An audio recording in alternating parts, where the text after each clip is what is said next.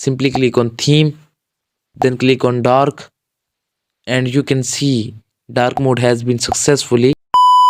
Assalamu alaikum guys, welcome to channel. If you want to learn how to enable dark mode on your Gmail application, so don't skip this video, because in this video I will tell you how you can enable dark mode on your Gmail in just one click.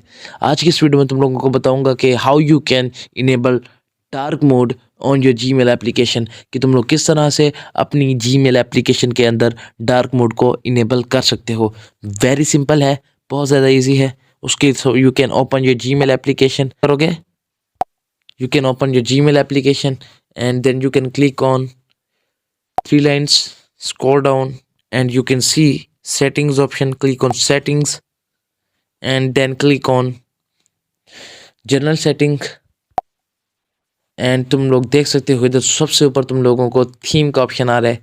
Simply click on theme, then click on dark and you can see dark mode has been successfully apply. देख सकते हो dark mode enable हो चुका है। तो thank you. अगर अभी तक चैनल को सब्सक्राइब नहीं किया तो चैनल को सब्सक्राइब करो, हाँ वीडियो को फ्रेंड्स से शेयर करो and I will thank you so much guys for watching this video and I will see you next time.